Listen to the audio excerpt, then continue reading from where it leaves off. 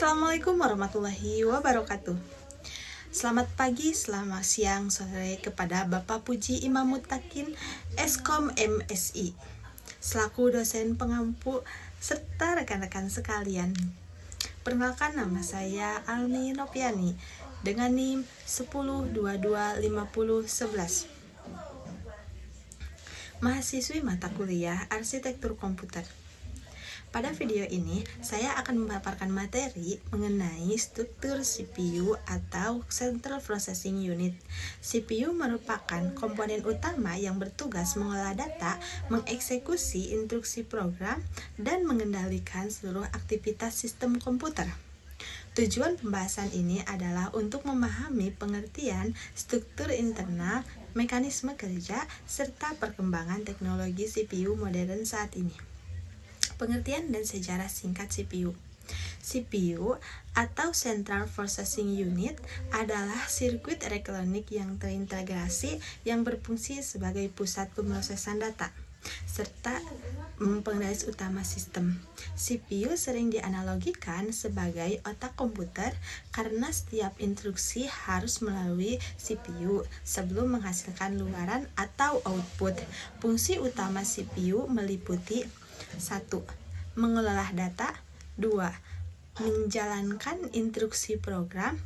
3. Mengendalikan kerja perangkat keras lainnya. 4. Melakukan operasi aritmetika dan logika.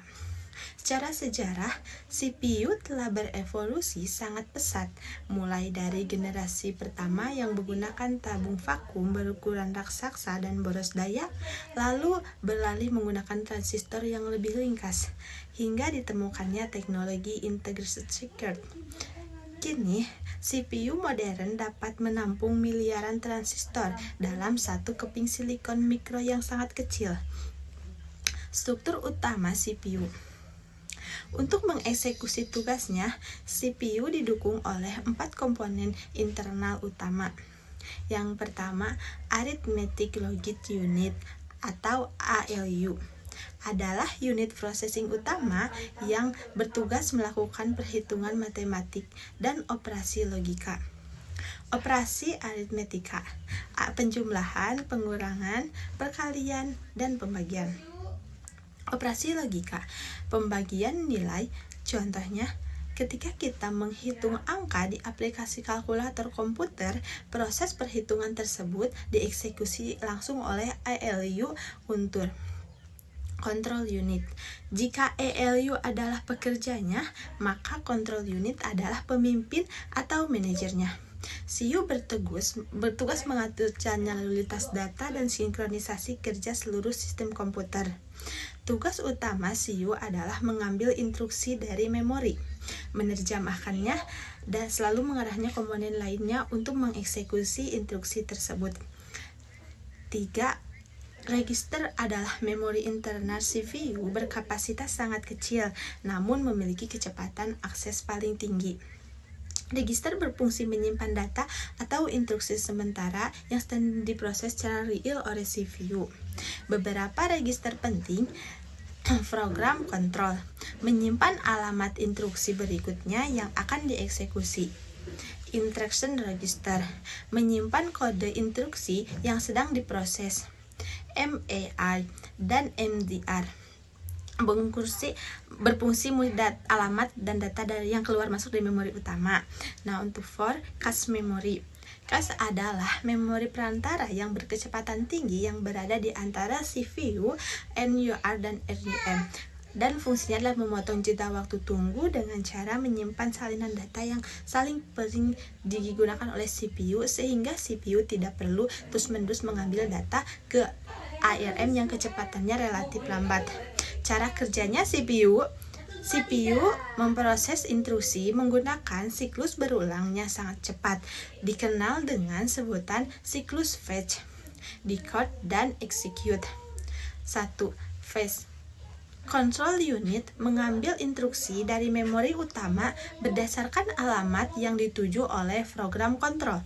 Nah, 2. Ada decode. Control unit menerjemahkan instruksi tersebut agar dipahami oleh para komponen CPU. Ada 3 execute. Untuk instruksi dijalankan secara fisik. 4. Ada store.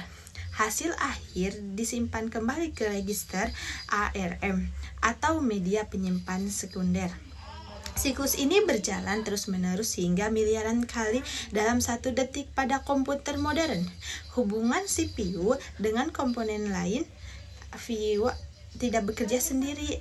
Ia saling terhubung dan terkomunikasi aktif melalui jalur khusus di motherboard dengan komponen luar seperti ARM sebagai wadah penampung data program yang sedang berjalan. ASD dan SSD menyimpan data sistem secara permanen. GPU membantu mengolah data grafis visual agar tampilannya di layar monitor menjadi lancar. Perkembangan dan kelebihan CPU modern kini. Perkembangan teknologi CPU tidak hanya berfokus pada kecepatan clock rate saja, melalui pada optimalisasi pada arsitektur seperti multi-core processor, menanamkan banyak inti dalam satu CPU fisik untuk multitasking yang lancar. Memungkinkan satu core fisik menjalankan 2 instruksi secara bersamaan. AIM processing, penambahan unit khusus untuk mempercepat kecerdasan buatan lokal pada perangkat. Kelebihan CPU modern saat ini adalah performanya yang sangat tinggi, sangat efisien dalam konsumsi daya, dan andal untuk menjalankan aplikasi berat maupun kecerdasan buatan. Contoh prosesor modern saat ini adalah Intel Core Ultra, AMD Ryzen 9000 series, Apple M4, dan Qualcomm X Elite. Kesimpulan dan penutupnya.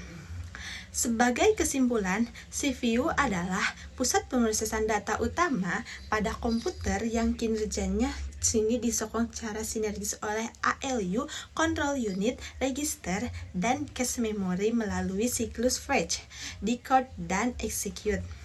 Perkembangan teknologi yang mulanya berumuran sangat raksasa kini telah menjelma menjadi microchip cerdas yang sangat efisien untuk mendukung kebutuhan komputer di masa depan. Demikian pemaparan materi struktur CPU yang dapat saya sampaikan.